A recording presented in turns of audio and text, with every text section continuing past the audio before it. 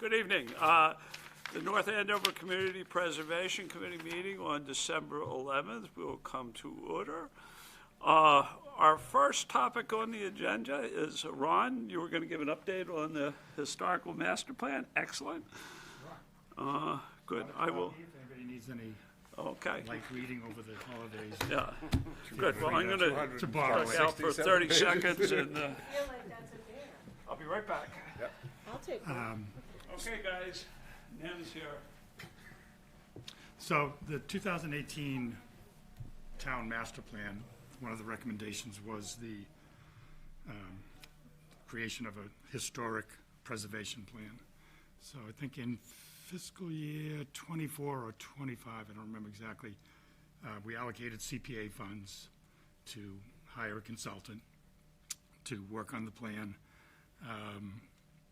A committee was put together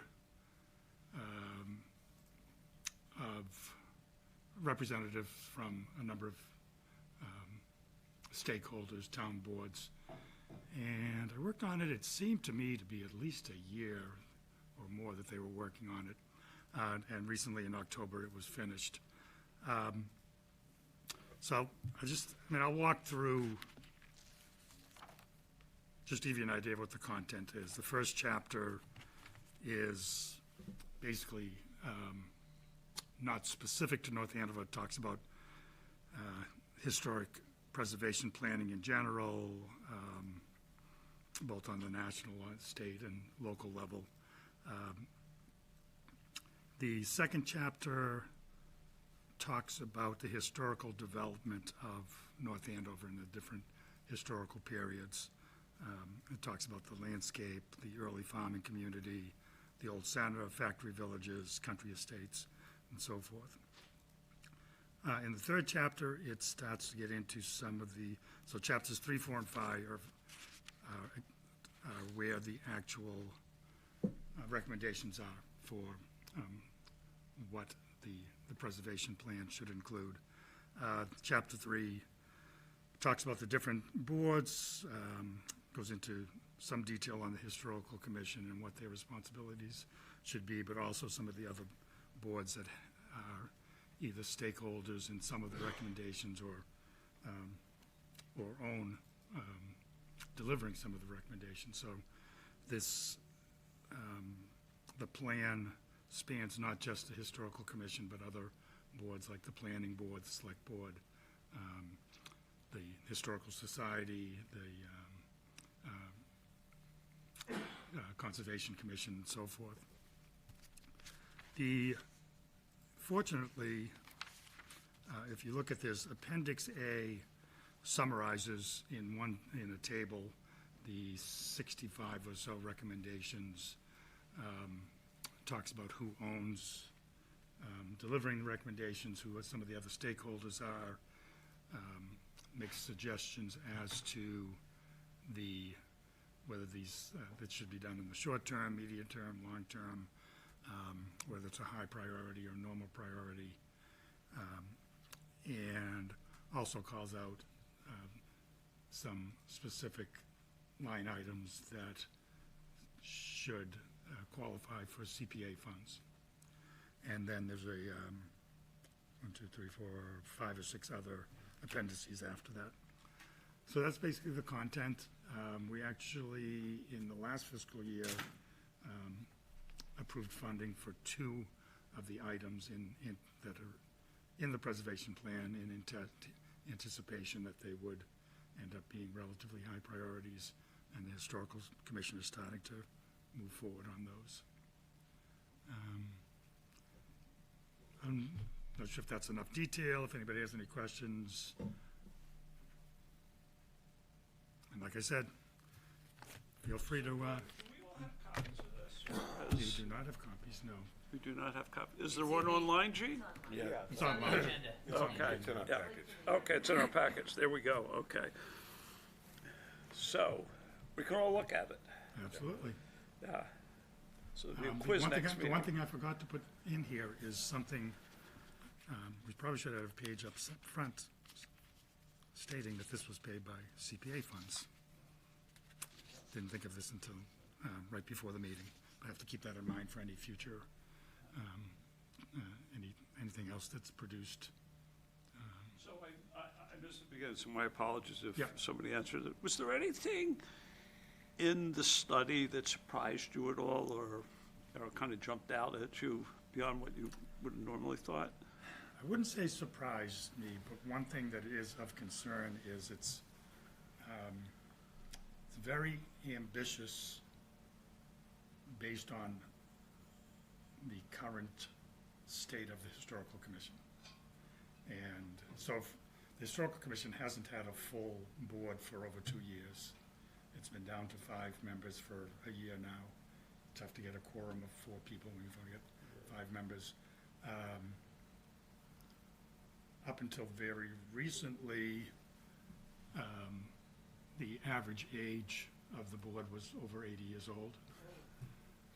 Not to say that people over 80 years old can't get things done, but again, so I would just say that the only thing that surprised me was I'm not to say surprised, but my only concern with it is somewhat ambitious based on the current Historical Commission. Yeah. Got it. What, Ron, for us as CBC board members, you know, there'll be a lot to read and check it out, but what would you want us top level to kind of know and take away? I would just, scan through the appendix that has the table, see if anything stands out at you that you think the CPA should use as should push forward as a priority. If not, you'll pretty much be reacting to other boards as they come forward with recommendations. But I'd say if you see anything there that you would like to get done sooner rather than later, let me know. Well, I'd want to hear from you all what you think is the most important thing for us to get done. Well, like I said, we've already needs to. got 2 things that we funded. We're just starting in on those. That's probably as much as we could do. So we just had our board meeting a week or 2 ago. And one of the topics on the agenda was, do we want to bring anything forward for fiscal year 27 funding from the CPA? I think at this point, we've got enough on our plate with the 2 things that have already been funded. So we probably won't be coming forward with anything until fiscal year 28 at the earliest.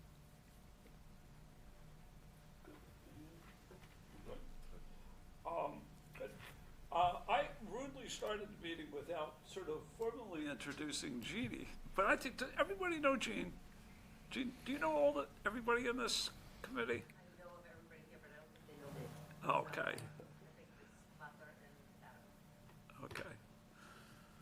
Yeah, I mean, I will say that I have been extraordinarily fortunate that Gina's run the planning board basically for the last 10 years or even longer. How long has it been? I've been with the town 15. So. Yeah, but I mean, it's, the planning board runs so well, it's unbelievable.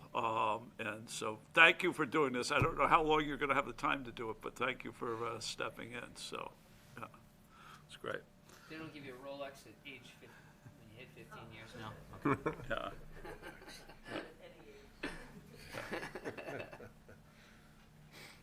So good, so moving on to second, the Carriage House update. I know, Jean, Laurie couldn't make it tonight, but she had a note, or sent a note along. Have you had a chance to look at it? I mean, I think everybody probably has it, but was just wondering what your thought was of what was in it and so forth. So essentially, everything done to date was to just simply stabilize the carriage house, prevent animals, water damage, and continued structural damage. And so it was roof work, floor work, masonry work. That being said, she also attached the minutes from the February meeting for the past 3 years. And so the minutes are extremely consistent in that it's just gonna make the building stabilized. It's not gonna prepare the building for use. To prepare the building for use is gonna be millions of dollars, several millions of dollars. And once it's prepared, so under our agreement with the third party that runs the Stevens Estate, they're going to have use of that building, but there's still opportunity for the town to use it as well on various occasions, and it'll be open to the public for different events.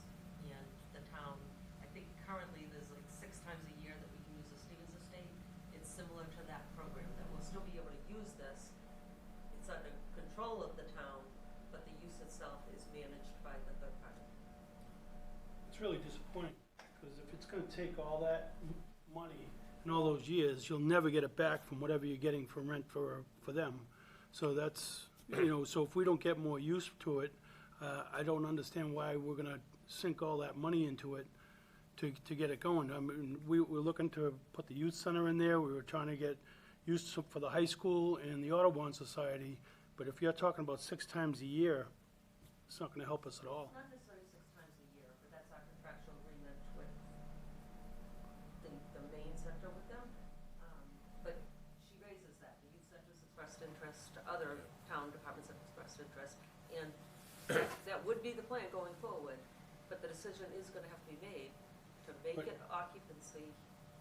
Now the building's stabilized, in order for the 3 groups that I'm talking about, all they need to do is just, they need to finish gutting it and get bathrooms in there. They don't need walls, they don't want walls. They just want a place to meet and talk and get out of the rain or whatever weather might happen and be able to have bathrooms available. Their plan is to use the hill more than to use the facility, So I'd like to look at a plan that would get us to be to that point, but as far as finishings and putting in light fixtures and walls and all of that, that's gonna require you to put in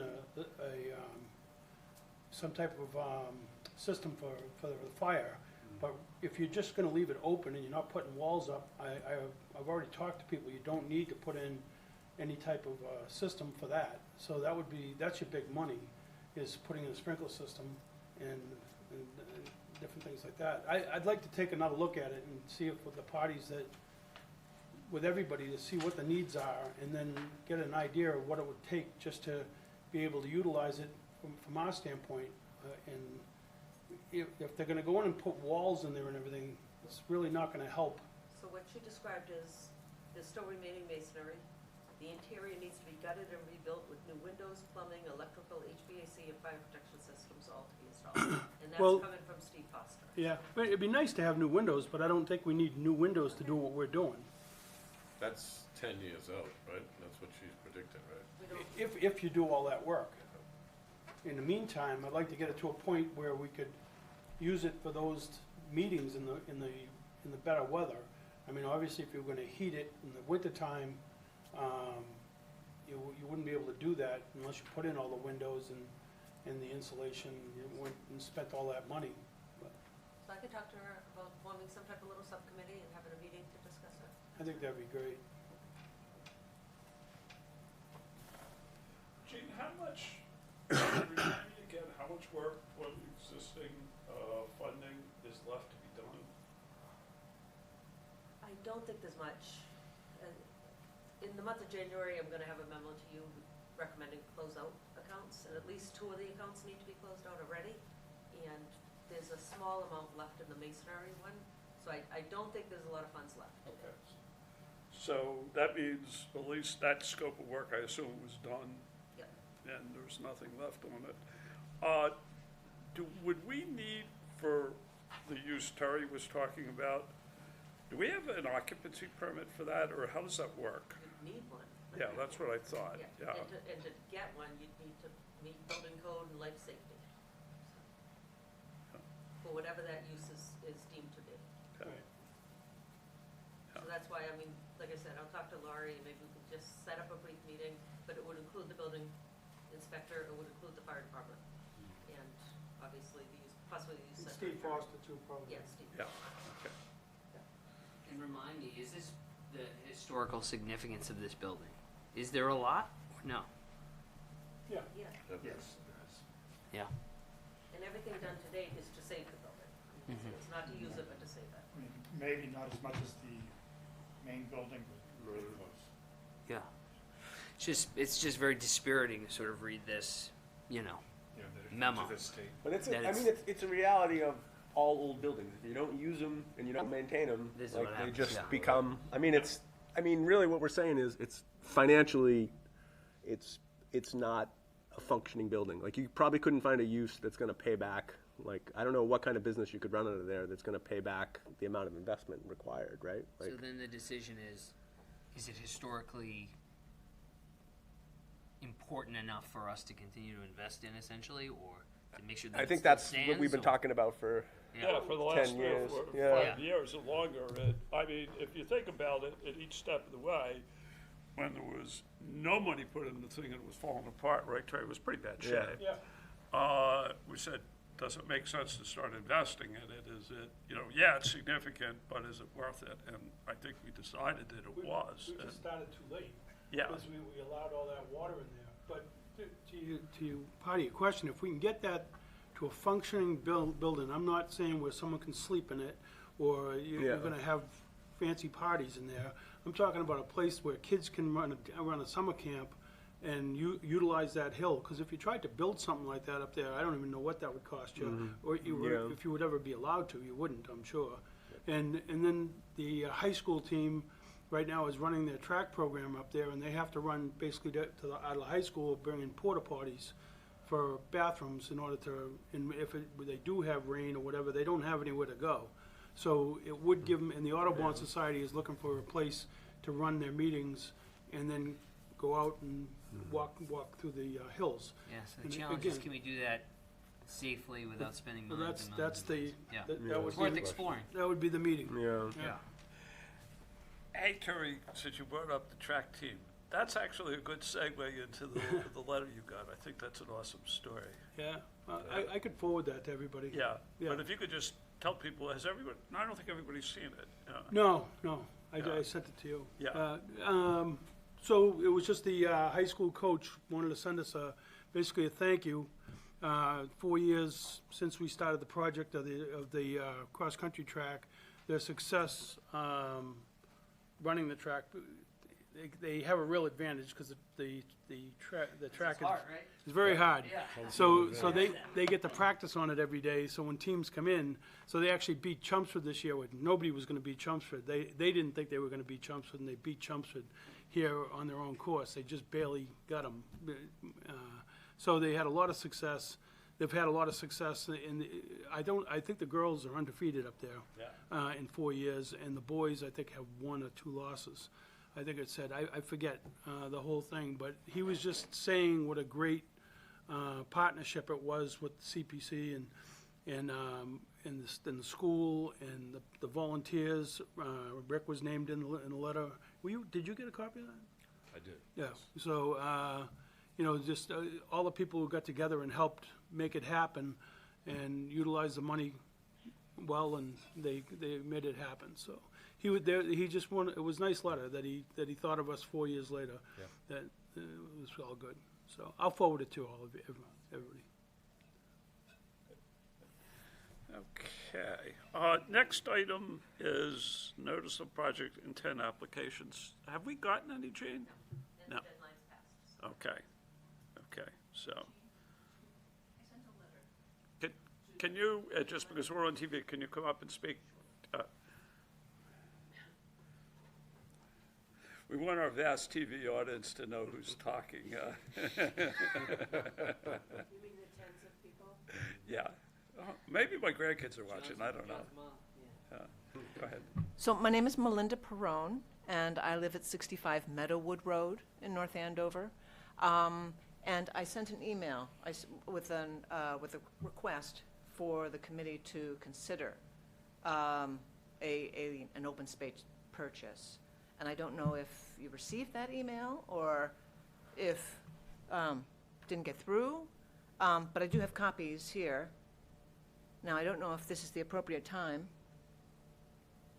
What address did you send to? It was the. The answer to your question specifically is, I think we've gotten it. I don't know if it was sent to everybody, but it's in the form of a sort of a request. If you want to go on and file an application, you're certainly willing to do it. We don't preclude anybody from doing it if that's what you want to propose. So when I read through the CPC guidelines, it talked about proposing before going through the whole application process. Is that correct? Is that Yeah, something that I and the can? idea was that when people would propose, maybe at the beginning of February and not have sufficient detail in there, and then it slows the process down and we don't feel we can make an informed decision. I think the idea was, let's back it up a little bit, and if you have an idea, we'll work with you for an extended period of time and make sure you got all your ducks in a row, answer all the questions or whatever, so that when you formally apply, that's the case. And that's the intent, Bill. Is that fair Yeah, to characterize? that's Yeah. the idea behind the notice of intent, to kind of say like, this is what we intend to do, and then you could come to a meeting like this before the applications are in, and we could say like, have you considered X, Y, and Z? And then you can submit, when you submit the application at the end of January, and meet the deadline, it's complete, and we have all the information we need, So when I came last meeting, I know that the representative from the statewide group had mentioned that it's not necessarily the need for an applicant to submit a project, but one for a citizen to propose something or for the committee itself to take on an open space as a purchase. And I know that that was true of the farm on is it Salem Street or Johnson Street? Johnson Street, that the farm, that the committee was considering purchasing the Calzetta. And that wasn't an application by an individual, it was the committee itself, was it not? Not really, The no. I mean, town, right? our general practice has been that the committee doesn't submit applications themselves. We'd like to have a third party do it, not a member of this committee. Okay, so that's a North Andover preference. And that's I mean, in the past, we've done it the other way, but I think our practice now is built right. I mean, that's fair. We didn't want members to make the applications on sort of their behalf. Although I did one last year, but it got turned down, so there you go.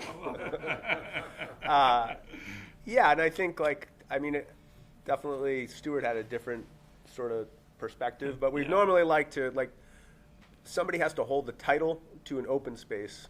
Someone has to hold that restriction, right? And so a lot of time it's been like the Trust for Public Land or Essex County Greenbelt. So somebody would say okay, we will step up and we will hold title to this land and we will say that the conservation restrictions are followed. You just can't kind of buy a piece of open space and leave it there. I mean- Somebody's got to have the title to it. Yeah, in general, it's even been more so on open space purposes. Virtually every time we've partnered with a third-party organization that actually bought the property from the landowner and then sold it to the town. So it was a tripartite arrangement. And the advantage you have when you have a party like that is they're professionals in this thing. They do it for a living.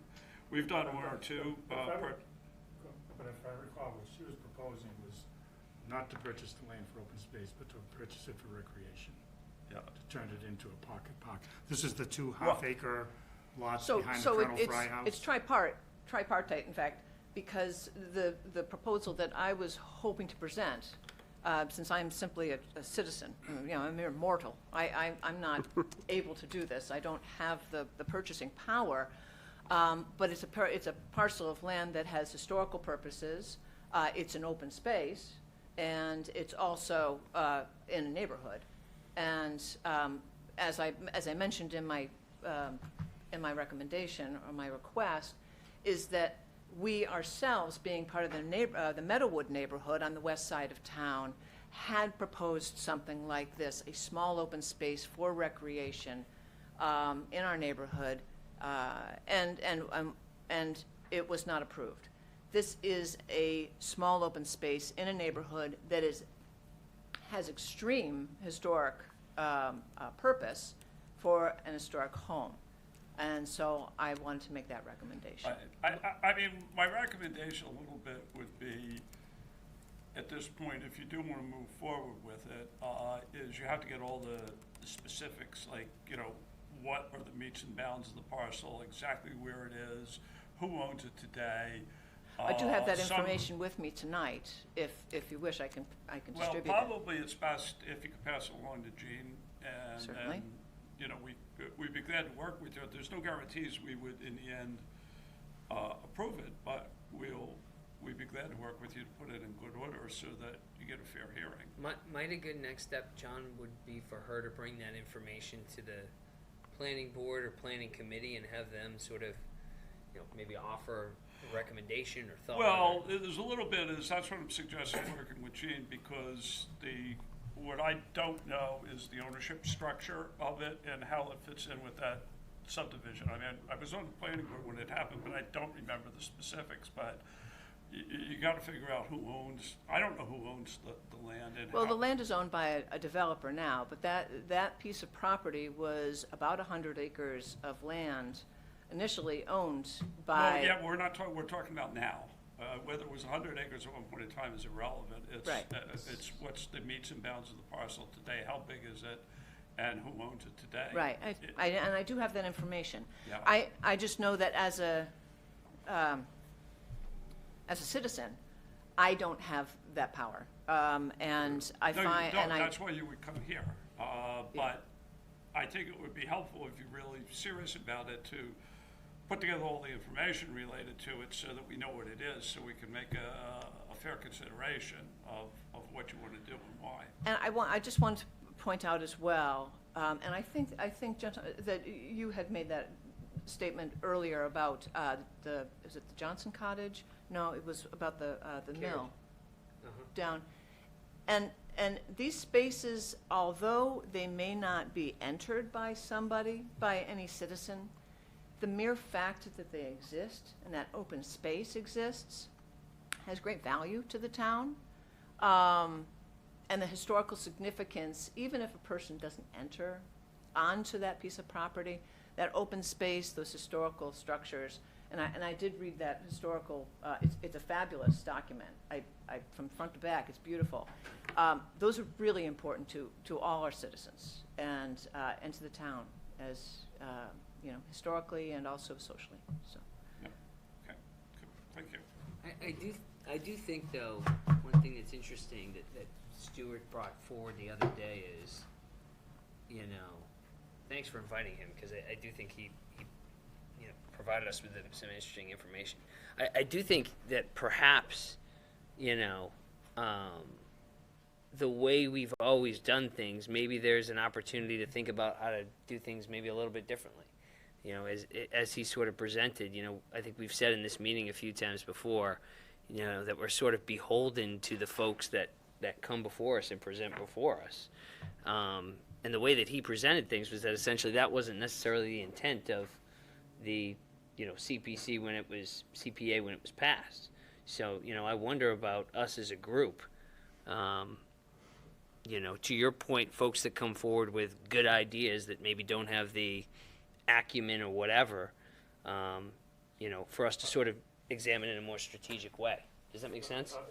Yeah, I'm not sure where you're going with it, though. Well, what I'm saying What's is, the point? What specifically do you want to change? This is no different than probably 20 applications we've seen over the years where people come together with an idea and we work with them and form the idea and it either goes forward or not. So we're not doing anything different than what we've done all along. well, I think what I would change would be to lay out a more specific strategic approach as to the types of projects that we want to see and that we want to approve versus just us responding to whatever. If you wait on the agenda, we have a plan, so you get your. Yeah, so we can talk a about few that. minutes to talk about that. Yeah, so we can certainly talk about that. May I make one additional point? And that is with regards to the environmental justice populations in the town.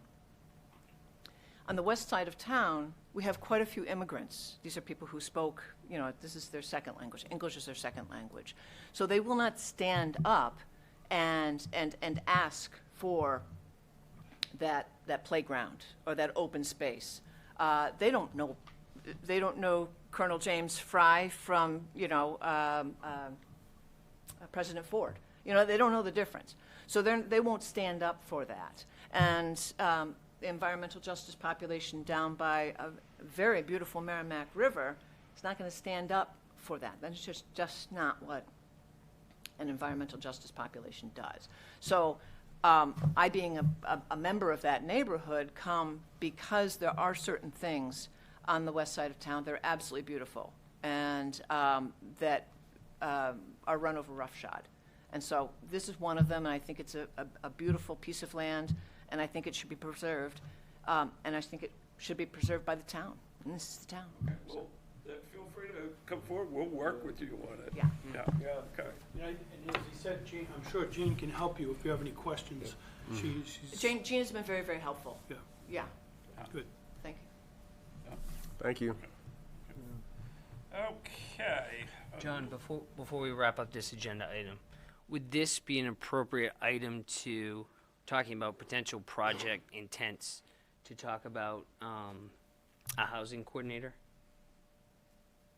Like, would this be appropriate? I mean, we didn't submit, so I'd rather have a separate discussion on that, because I think we have to look at, you know, you're talking about strategy. What is our strategy for housing? And what Right. do we want to do? I just don't want to spend money to hire a person to shuffle papers, you know. And so we need to decide what our strategy is, and what we want to do, and how we want to do it first. Neither, and I agree with you 100%, neither would I. What I would suggest in terms of that would be, I think it's worth at least exploring further. So what I would wonder is, could we, you know, ask the town manager's office to potentially sort of evaluate, you know, the feasibility of a CPA-funded housing coordinator, and maybe give us guidance on whether they think that's a good idea, bad idea, the cost of that. Well, You I know. mean, I think we should take some leadership on what we think the housing stack of CPA should be before we do something like that, because otherwise, I think what you'll do is you'll just hire another person, and it'll be business as usual. Yeah. Well, I'm not.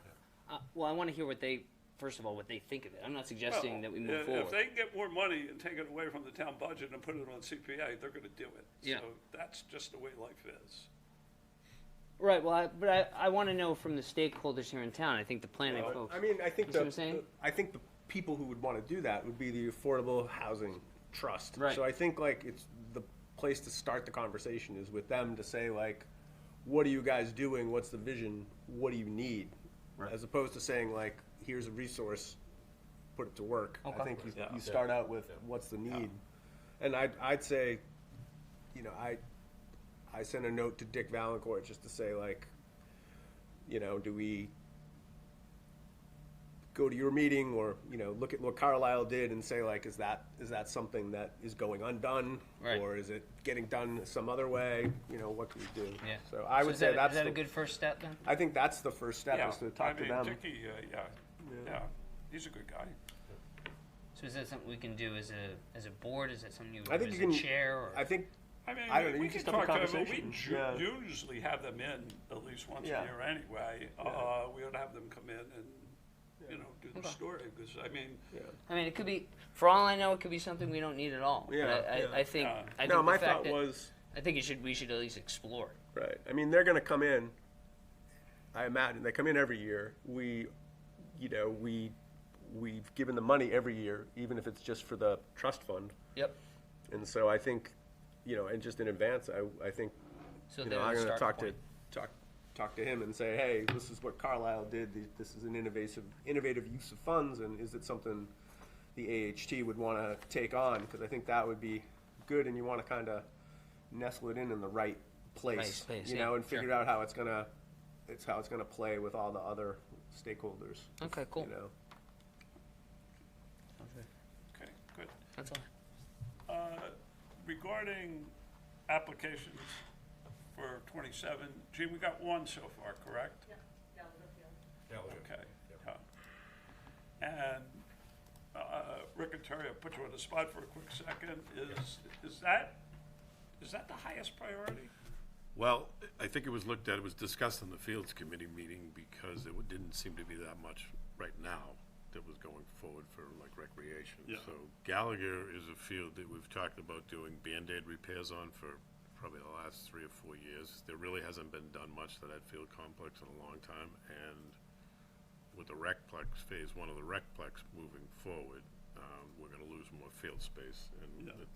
we juggle every spring, especially trying to accommodate all the different sport groups. So we looked at Gallagher as a field that it's a significant amount of money, but not considerable amount of money, considering what you need to put into other fields to bring them up to upgrade them, so that's, I think, why Laurie had brought up. Yep. That amount of money, you're gonna, right now it has a T-ball field which can't be used, and an area that gets wet because it's the back side of the hill that comes down. So there's no drainage there, so they need to put in some drainage, and you're gonna end up with 2 all-purpose fields basically out of it, plus the T-ball field. So you'll pick up 3 fields, you know, for a lot less money than building 1. You know, that's kind of the thought process. You know, it's, you know, and then, of course, you need to do something with parking, you know.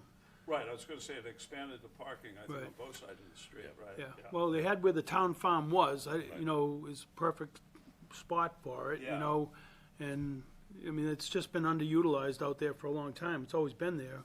I don't know, we were trying to figure out when the field was put in, I can tell you, I cut it in '77, but before that, I don't I know. think, well, I'm trying, you mean like when Buddy did his magic Yeah, there? yeah, that thing, it I was think that was like in the late 80s. oh, no, that T-ball field was there when I was. Oh, really? When I was get out of high school in okay, '77. yeah. And it was just a wooden backstop with a chain link fence nailed to it, and Yeah. they played out there, that was what it was. So is it being used much at all now? No, it's just too wet, the water comes down the hill and it's just. The last time anyone did the infield was me. Okay. I was gonna say, I take my Probably 15 grandson years over ago. there, and it's a disaster. Yeah, yeah. The backstop, all Yeah. the foundation footings Yeah. for the fences are, I mean, So is the 500 grand mostly for irrigation, just to create like a, no, it's no, just to No. redo the field. no, Yeah. redo the whole field? Redo the field, and drainage is the biggest thing. You've gotta catch that water as it comes down the hill, and they gotta send it somewhere. There is no drainage out there right now. Right. Like- Gotcha. Like Terry mentioned, so what happens is home plate area, the backstop, if you get enough significant amount of rain that runs off the hill, you get puddles and it floods. Yeah. And They don't go away. I already looked out there, we looked at doing some temporary drainage, and there's no basin out there. You'd have to bring drainage to Dale Street if you wanted to connect to the town drainage. It seems like every new field that we put in, we're you know, installing turf. Is the goal to like, No, this would be natural grass. I know this would be natural grass. Do we feel like we're always gonna have that combination, Yeah, Yeah. or Yeah, I just don't- because financially it doesn't make I don't think sense? that field makes sense over there to do turf. Gotcha. Okay. So, Terry, I have to ask you a question, as the successor to Bill McAvoy, is when you go from, you know, Town Farm and you start back through the fields there, you get about a half mile into the woods, and there's that old thing where they have all sorts of ropes and ladders. yeah, and it's the obstacle course, yeah. Yeah, what's the story on The youth that? center That's runs the that. ropes course for the Yeah. youth center. Do they still use it? Yes, Oh, they yeah. Oh, my God, really? Our Yeah. board funds improvements. Oh, okay, Yeah. yeah, okay. I thought it was like no longer used. No, they're out no. there, they're out They there do use putting it, yeah. okay. No, Oh, that makes me feel better, yeah. no, that's actually written into the agreement. They're pretty high up there too, by the way. Oh, yeah, I know, Yeah. I know, that's good, yeah, okay. So, So when I look at it, kind of, if you're going east on Dale Street heading towards Ipswich, on the right is the ball field that's not so good. On the left, that soccer field That's is, town farm. That's town- athletic field. That was yeah. all completely redone. yeah, and that's in good shape. That's in good shape. And then there's kind of like I noticed there's kind of like a flat spot just past that with, That's where the house used to be. that's what, okay, yeah. So there's probably a foundation still there or Yeah. something. A good spot for a parking lot. Yeah, Yeah. yeah, okay. Oh, thanks. okay. Moving, there, no other applications were received at this point, okay. Eligibility for proposed projects, did I put that one on the list? I don't remember. It was carried forward from last meeting, so I assume you weren't on the list. But I think that's just Gallagher Field to make sure that the board agrees that that's eligible. Okay, That's all. For any project that comes in, make sure there's Yeah. a sense that it is eligible, which that one will be. okay, good. Okay, on to the community preservation plan. Gene?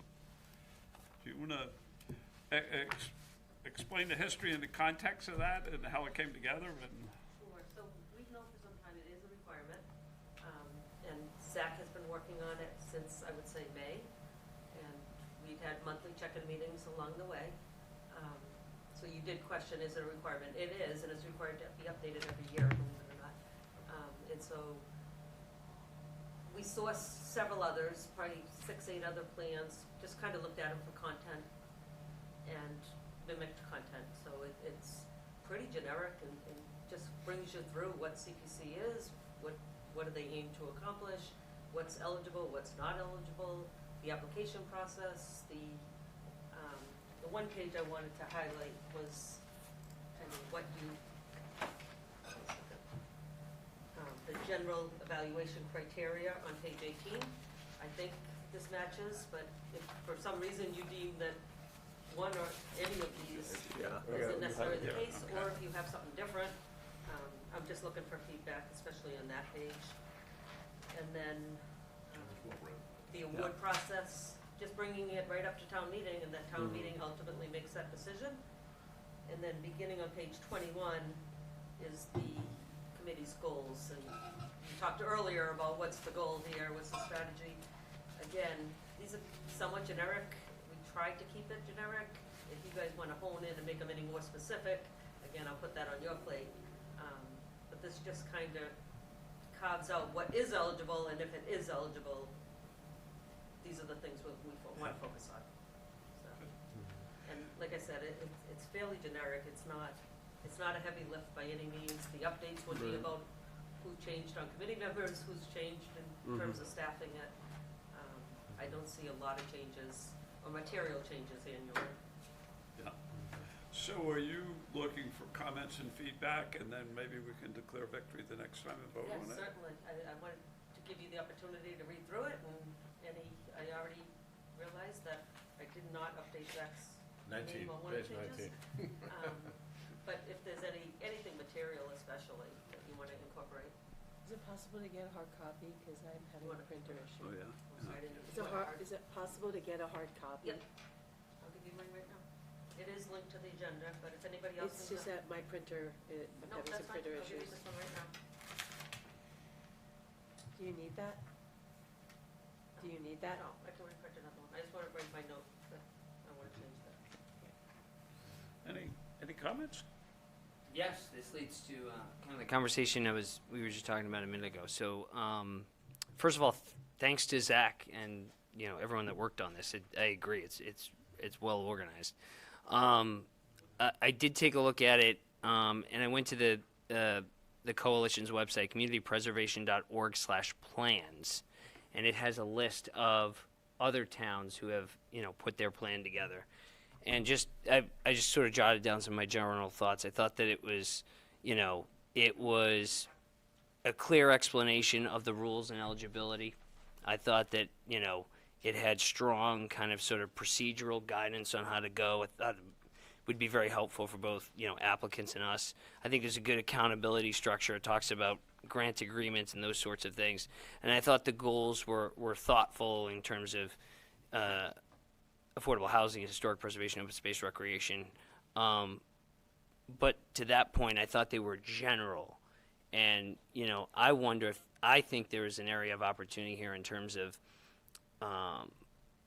creating a plan that has a strategic sort of funding vision.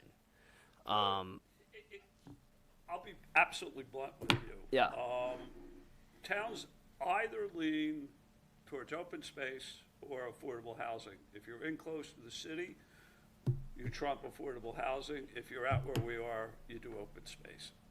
That's fundamentally what it comes down to. I mean, Well, and I'm not sure that's how it should be. So I well, think then Well, how so- other is it supposed to be? I think this board distributes funds for affordable housing, open space, recreation, and historic preservation. And I think instead of us responding each year to the applicants that come forward, to the town that comes forward, I think we should utilize this document and come up with a specific list of priorities. So, and instead of having broad goals like that are listed, support affordable housing, promote recreational projects. We should have more specificity in terms of what types. I Why mean, would you well- want to, why would you want to do that? Why wouldn't you just leave it open to any project that meets the eligibility of the requirements for CPA funding? Well, because I think that we should be funding projects in a strategic way that Well, improve you the make it town. sound like we're not doing that. No, Well, I mean, I think, Because we are. Yeah. I mean, that's, and we always have. Look, Right. when But the what I'm saying, recrea- but we don't. What I'm saying is we don't have a list of. We're just coming here and we're saying a project comes before us and we say, oh, that sounds good. We think that makes sense. But Instead of no, but that's not what we do. See, and that's the point is that over the years, any entity, any organization that's come to us for repeated requests, we say, hey, you got to do a plan, you got to do a strategy, we got to look at the context, we got to know what the most serious ones are.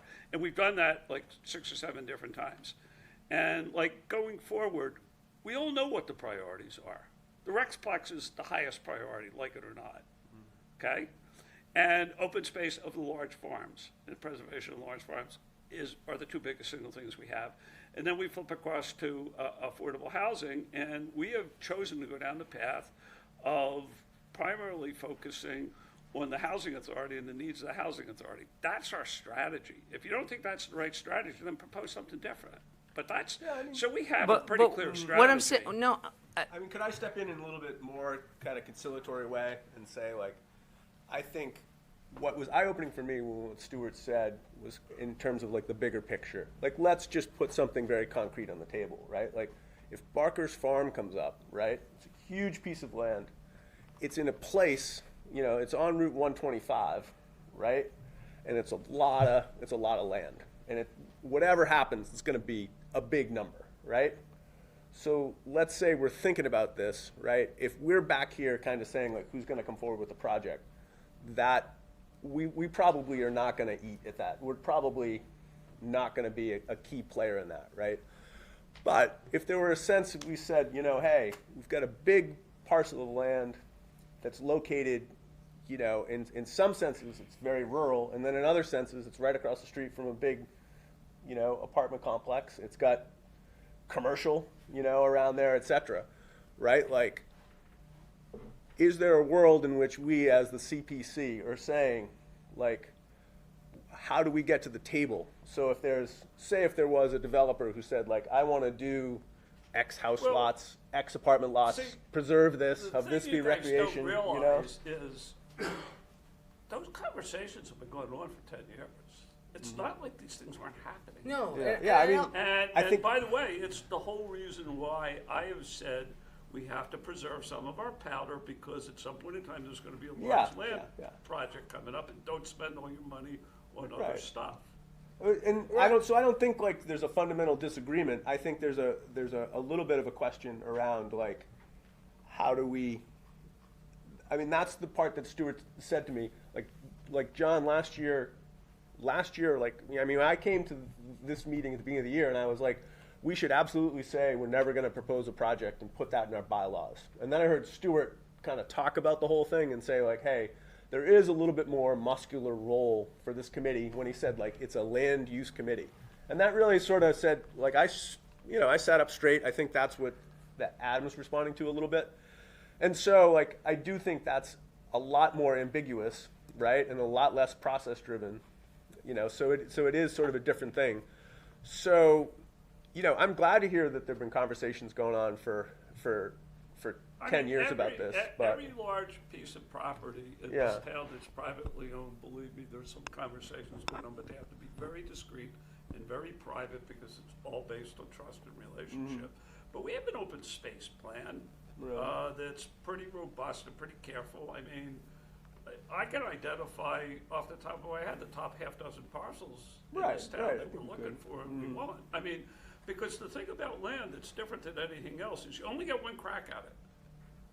Other stuff you can do, you can put off, but land, if you don't do it at the time that it becomes available, you're never gonna get it, and you'll miss the opportunity. I mean, you know, Terry, probably you're the only one that grew up during the days of Campion Hall, right? Yep, was there.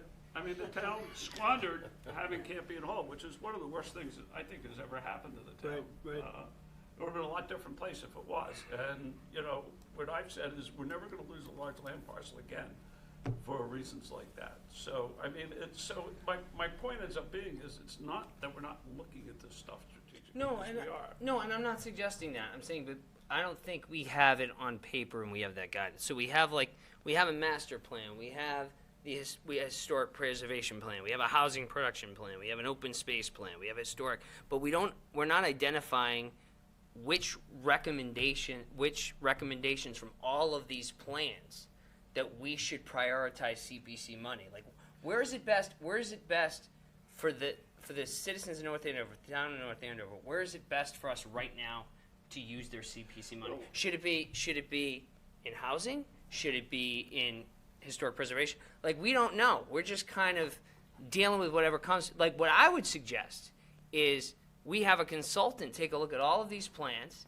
take a look at this community preservation plan that we have, and then take a look at, okay, well, and based on the community needs, these should be your priorities for the CPC. These are the types of projects, and then we should have more clear, measurable goals. Instead of, support affordable housing, maybe it's we do X amount of units per year, or, maybe it says something like we do a complete historic inventory for 3 years. Maybe we fund X amount of things a year, and we get that, I would say, from using some of our administrative funds and have them make a 3 to 5 year community preservation plan. Like, if you look on that website, on the coalition's website, you look at Watertown, they have a 3 to 5 year plan, and in each category, they talk about specific projects or goals that is best used, that they suggest that their community preservation fund uses their money. We're just responding to what's come to us. I'm not saying that we haven't tried to do it in a strategic Well, way. so have we made any mistakes in the past? Have we made any mistakes and not done things we should have done? I mean, I don't. No, I'm not saying we haven't. No. Have we strategically failed? Have we completely gone in the I wrong direction? don't know. We I'm not an funded expert. something- I mean, John, I'm not an expert. John, You're- I really think we can lower the temperature a little bit, and we can just say that I think, I really think, if we look at the way we spent funds, is it fair to say that we haven't spent a lot of money on affordable housing and we haven't created a lot of units because we haven't had those things come to us, right? And so, I'm just saying, Well, that I- is I disagree. I know, but just Yeah. hold on. So I'm just saying, that's a fact, and if we wanted to, and that's one of the things we're saying, if we wanted to have a stronger affordable housing, output from this committee, how could we do that in a way? I don't think that's a question that we should be afraid to ask. But in it's any not sense. just about affordable housing, it's about having something on paper that says, and I'm not saying all the work you haven't done isn't great, I'm sure it all is, but that we should have an actual strategic vision that we're approaching this all in, that we know this is the best way for us to use these funds, instead of just responding to what comes up. So, Can I just, Yeah, go ahead. I'm watching a lot of dynamics in this room, and I'm a coach by, personality and profession, and I pay attention. There's a lot of really committed people that want to do the right by the town and by our community, and I appreciate that about you, each of you. And I think it's not, and I want to say this to you, John, no one's attacking you. Let me finish. There is a potential to maybe do things slightly different. That it could fail, but if we don't even explore the possibility just because we want to hold our powder, I don't know that I feel strongly about that, because the money is there for a reason. And as a committee, if we can have an honest conversation about what we really want to accomplish in a year, what are we open to? Again, what I'm observing is that a lot of the time, and I'm still so new to this committee, but it's very passive. It's like, oh, we'll only consider it if you come to us. And I think that's one way. That's one way that we can do this work. We could be more proactive, whether it's us individually or we work with the town to do a bit more marketing about how we can, have conversations about potential projects. Because the same people seem to be coming, the same programs seem to be coming and putting out their hand. And these are all good projects. Some of them get funded, some of them don't. But I think that it's worth keeping an open mind, and no one's attacking anyone. I just want I want all of you, including myself, I just want us to make good decisions and take the history and use that, but also be open to other ways that we can approach how we support the work of this committee in the town. And I'm kind of curious to learn more about where Adam's head is, because, you know, as we are both members of the Housing Authority, we have a little bit of an agenda, but it's also, I see that there's a little bit of a uneven attention in how we could be spending our money, and I would love to be more proactive, and I would be glad to put my money where my mouth is to talk to people in the community about possible projects. Yeah, and I'm not trying to denigrate. To be clear, like, I'm not trying to denigrate any work in any way. And I didn't get that. No, I got and that. I just think like a plan like this should have a strategic funding vision. It should have specific priorities on the types of projects we want to fund. What's most urgent? Where are we going to make the greatest impact? What would we like to see? What type of proposals would we like to see more? You know, in terms of like look forward spending, you know, how should we balance our spending across the categories? When do we reserve funds? When do we spend them? You know, and how do we integrate whatever we want to do into those town planning documents? How do we have goals that are measurable? And I think you do that, if you look at some of the other towns' plans, I think they do that by having a consultant take a look at their plan and then coming up with recommendations. They talk to people across town, take a look at our other plans and say, okay, this is what you should be doing. So a lot of what you're saying is already being done. So we meet with people, you know, and ask them. But if somebody doesn't want to sell their property, we can't make them. No, I You understand. know, so, you know, we have to wait until something becomes available. And what makes that become available could be waiting for someone to pass, or Right. somebody, you know, in the case of Kittredge Farm, it had to do with family money, and all of a sudden they sold the mill, and now money is available, and they have no interest in But, like, selling. we should have it Well, in let our me plan. finish, right? Yeah. In the kind of housing, we went to housing, we've asked them, we've proposed projects, and they say, oh, our plate's awful full, we can't get all this done. But we can't make them do something. No, and I'm- right? no. So, but we have discussed it with them. And we are mandated to spend so much in each category, you know, and we can't just say we're not gonna, we have to, you know, pocket that, you know, so it's not like we're forgetting about a category, it's always gonna be there. No. So, It stays in the but same to, pool. to John's point, it's been discussed in a lot of, but carefully, because there's a couple of pieces that may become available this year, you know, not in time for this. But if we go and start talking about that in an open meeting like this, somebody else is gonna approach those people, and they're gonna probably offer them a lot more than us. So, So, one thing I'd be a little bit careful about is, in terms of setting strategic direction, we've got a number of boards in town that specialize in certain areas. So we've got people that are looking at recreation, people looking at housing, historical preservation. And they've all got a vision of what, or at least they should, of what the strategic direction of it in that specific area Which should may or be. may not be accurate. Or Which may or may- may not be best in terms for us. Well, it's supposed to be, they should be best for the town. Right. They represent their areas, There right? should be, for their specific area, they should, their strategic direction should be the best strategic direction for the town, for either historic preservation, recreation, and so forth. Right. So that's, I'm not sure where we balance this board setting strategic direction versus what those sort of more specialized boards are setting in these And areas. I think that's why you need an outside entity, because a lot of these four things are conflicting, right? So, I do not want to have somebody who is not part of the town, is not a stakeholder, does not live here, does not live with the consequences of the decision, and we feed them all the information, we pay them a lot of money to come out with something in the end we're not going to agree with. I honestly don't think we need a consultant. That's the last thing.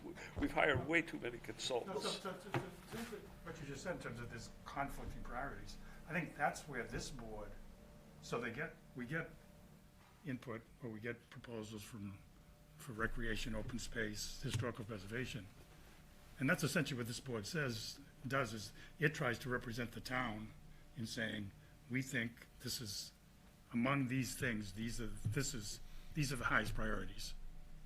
So Right. we resolve those conflicts. But in terms of setting strategic direction in each of those areas, and I'm not saying that that's necessarily a wrong thing, I just think we have to keep in mind that there are sort of specialists to use. But shouldn't we have that in our Community Preservation Act plan though, right? So like each category comes before us. We have to decide whether it makes sense to give the money to housing or open space or recreation. So you're We saying- go back to our plan and our plan says, okay, in housing, these are our priorities. In open space, these are our priorities. In, recreation, shouldn't we have that. We have that. in, But so let's take for example. That say- already exists. if and we- also as a town, what's most important to our town right now? Is it the historical piece? Is it the housing piece? And should most of our money be going to just one, Well, to follow one or up on two of what those? Ron said, like, take for instance the Fields Committee. Yep. The Fields Committee internally is comprised of all the different sports programs and is represented by the town. Right. We discuss priorities, and that's what comes forward in terms of CPA applications. So we do set our priorities. That may change depending upon, different events that happen. But we set our priorities, and that's what's brought forward. It's coordinated with the town. So it's not like it's not in the best interest of the town, but it's the best interest of all the sports groups, and the town is well aware of that. We prioritize what comes forward to this board. So how do I know as a committee member whether we give that $1 million to that field or to that church or to Well, that housing? The money is You know? divided out, and we have to spend Yeah, per we have to spend, and allotment. I think if you look over the years, all the years CPA's been here, we have never had a situation where the volume of requests dwarfed the amount of money available, okay? So where we had to say, we had to jettison projects because we didn't have sufficient funding. We have not done projects because either they didn't qualify, or they weren't well-baked, or we didn't think met the overall objectives. But we're not in this situation where we're trying to figure out among competing priorities which ones we take. It's never come to that. I'm sorry, it's just never happened. So, I guess, are you suggesting, But I don't That- know, like, Because the problem is that's a thing that changes on the fly, and it's based on the circumstances. Yeah, like, and I'm not suggesting but we I make mean, hard and fast rules. it's actually sort of, if you think about it, you can see the dynamics of it. It's land purchases are large and bulky and infrequent, and you're not sure when they're going to come up. Right. So you need to hold some money for that. Recreation, we've got the strategic big one that we're still trying to figure out how to fund the whole thing completely, and then you got small tactical ones. And then you got housing, and basically I mean, after all, we built more apartments in North Andover than any town in the state over the last 5 years, so we're doing something right, if we're interested in affordable housing. But the, I don't think that housing is affordable. well, no, it's not, but my point is, we've done a lot of affordable housing, but, I think in the case of affordable housing, the issue is, we have chosen, whether you like it or not, to ride on the housing authority as our direction there. And if we want to change that, I'm fine with talking about changing and doing that a little bit differently, but that's the approach we've taken. I mean, we've spent a lot of money on housing authority projects, and we did a very detailed study on it. And so it's not like we're focusing on it. I think we've put a lot of time and effort into it. I haven't mentioned housing at all. I'm not talking specifically about housing. I guess I'm still trying to discover, like, should we is it best for the town that we spend 80% of our money on fields? Is it best if we spend 10% on fields? I think Is it best? I think that's what we do, and that's not really, that's not really something you plan out. That's something that you do every year when we come to like deciding how we're gonna vote on it. I do think, I would say, like, I agree that you don't want to, throw a bunch of money around, et cetera, but I do think, like, when I read the article about Carlisle and how they're able to preserve some units, we've got a lot of restricted units that come up and come off and so forth, and I don't think we've, even if you're saving 2-3 units here or there, right, like, what's the cost benefit? Those are big things, and, if we had somebody sort of doing that role, I would say, again, when we look at these things, they should always be coordinated, and it should be the Affordable Housing Trust on things like that. But I mean, or like how do you put the signal out to people in town that, this is an area, I do think, sending a signal somehow to say, like, hey, listen, we realize we've underinvested in affordable units over the past few years, and we're a willing partner, and how does that message get out? I don't know. I just don't have the expertise, Who has the expertise to kind of say that? That's a question, because I'm not sure I'm understanding what you're proposing. Are you proposing that as part of this plan, we list specific, I don't think specific is the right word, Specific is probably items that we should be, or are you saying for this year, for fiscal year 2027, the board agrees that our priority is going to be open space, and we want to, spend at least this percentage of the money on open space. So you're thinking of it in terms of percentages of what we're allocating, or specific projects that we add to the plan each year? I would say perhaps a little bit of both, but I think generally in terms of this Community Preservation Act plan, I would say, in my view, there's 4 areas of opportunity. The first is listing specific priorities. So instead of promote recreation projects, affordable housing, it's specifically listing what types of projects we want to fund, which needs are the most urgent, where's the greatest impact we can make, and having that in our plan. The types of proposals we'd like to see. Instead of just promote recreation projects, it's, we'd like to see, we need X amount of ball fields so that the kids in North Andover have enough, whatever. We'd like to get there. Then I'd say the second thing is, do we have some forward-looking spending strategy? Should we be balancing it across all 4 categories, or should it be weighted more towards one or the other? Is there a strategy that we have in terms of, we know that we need to reserve funds. Do we have a sense of how much we should, and when we should spend immediately? Because we have to, to your point. The third thing I would say is, again, how do we identify from those town documents which parts should be a priority? And then, is it possible, it sounds like some of you think it isn't, or, maybe you can tell me whether you agree or not, but is it possible to have goals that are measurable, targets or benchmarks, that can guide our decision-making? Okay, well, we said a 5-year plan, our goal was to create 6 ball fields. Our goal was to create 100 units. We're 3 years in, we haven't done that, and that can guide whether or not we approve projects.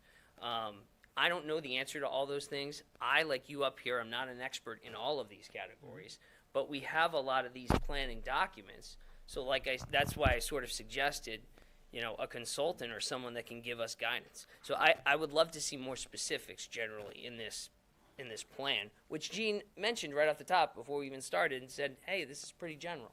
Yeah, so, one way we could do that, the first item was to expand the, this notice of intent project, where we have the individual committees like Housing Authority, Historical Commission, at that point, before we approve this plan, to come forward and say, for the following year, this is what we think our priorities are in this area. So I don't think we necessarily can do that this year, but each year, we could do that up front so we can include the Fields Committee's priorities, the Housing Authority's priorities, the Historical Commission, what they think the priority is going to be for the following year. In terms of the funding, I guess based from what we hear at that point, we could decide that we have a goal of funding X percentages. But are we fixed on, this is one thing I'm never been quite clear on. Do we actually have certain percentages that are supposed to go to? 10. We have to give 10? 10 to each piece, right? And then Yeah. the rest we can spend.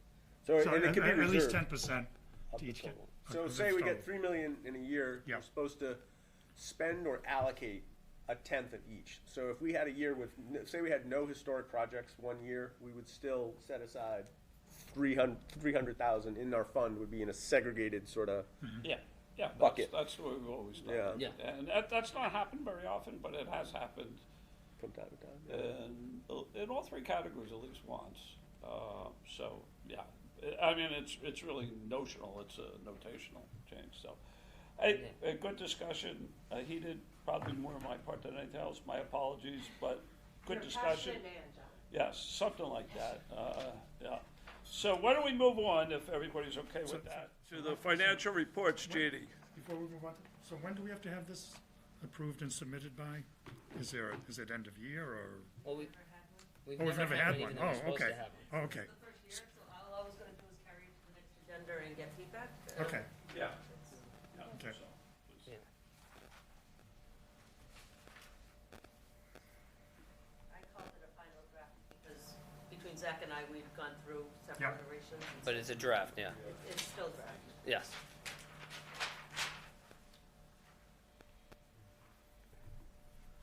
So, regarding the numbers, is there any, I think, to me, the big takeaway is closing the projects.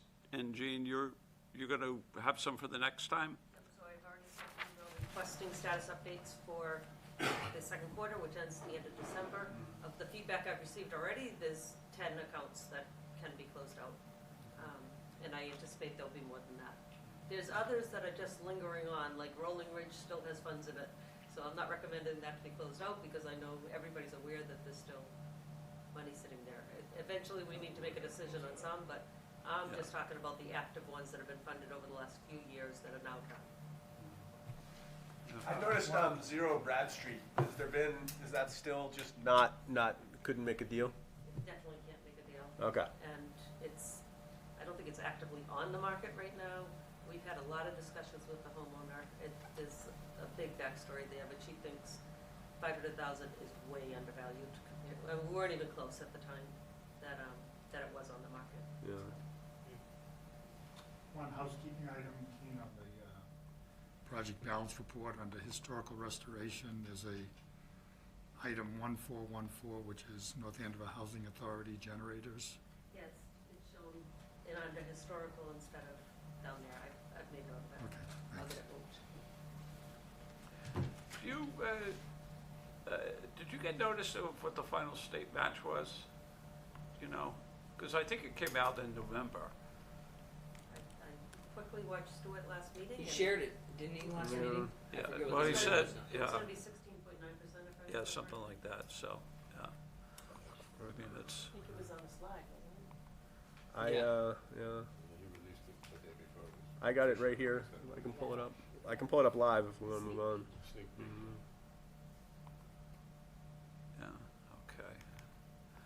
So, anything else on the numbers and so forth? No.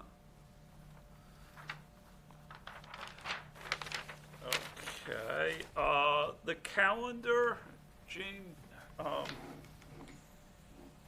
the only change I added in town meeting vote, town meeting date, as we call it. when are we supposed to meet with the August Select Board? So I just added that in today and replaced it in the packet, so that's March 9th. And you had already And the said FinCom? the presentation to FinCom, that's the only one still to be determined. Okay, You had already set your project approval meeting as March 19th, so that would be after the presentation to the select board, which I think is okay at that point, you'll have a very good sense Seems of right. what you're gonna approve. And we should do it before. How can we present to them if we Well, don't know what that's we're? what I'm saying, that's, Yeah, that's the I- thing I got from the manager's office today, it does fall before your approval meeting. Okay, So well, if- maybe, if you maybe wanna- we'll have to do it sooner. Do you have any sense of, like, what's gonna be the big contentious issue at town meeting this year? I have no idea. at this point. Okay, You can place money on that. in the yeah, so, Offshore bidding market, John. yeah. Always Always, the one that's the most boring. yeah, I It'll mean, become the most contentious. You never know. yeah, I mean, Hopefully it doesn't involve us.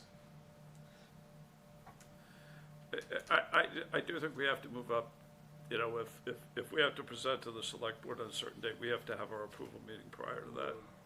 What, haven't we in the past basically come to agreement at the first March meeting?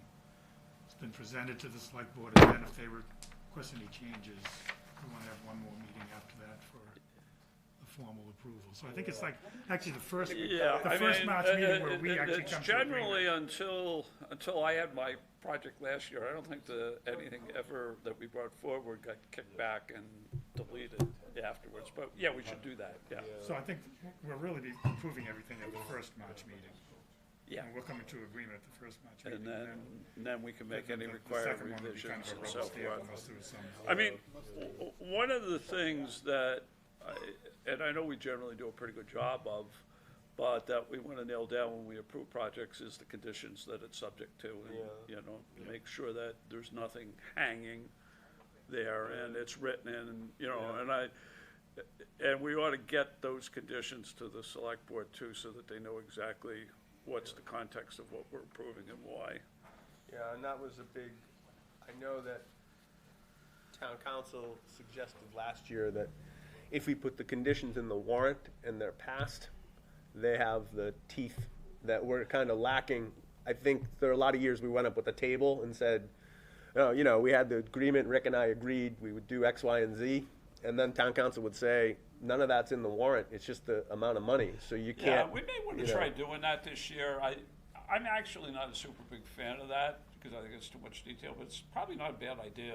I mean, There's something we it's want- nice to be able to look back and say, like, Well, this is a what it condition. does is, the problem is the level of documentation, other than the warrant, is all lost. Nothing ever exists 5 years down the road, so you, unless you put, you're right, unless you put it there, you're never gonna know what you agreed to, so, yeah.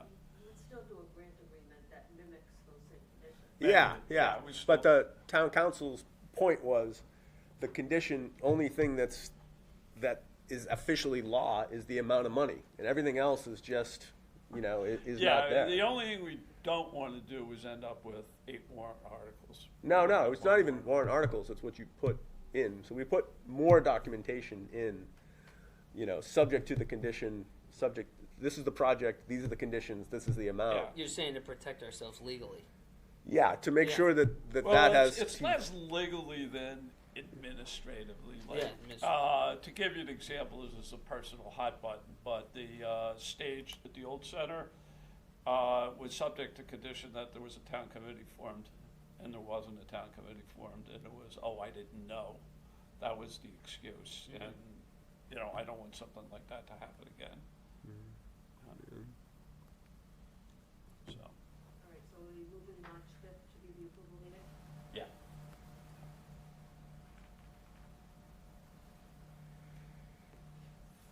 Okay. Meeting minutes. Somebody want to make a motion to approve the minutes? So moved. Second. All in favor? Aye. Okay. Anything else before we break? Okay. Somebody want to make a motion to adjourn? Motion to adjourn. Second. All in favor? Aye. Aye, right.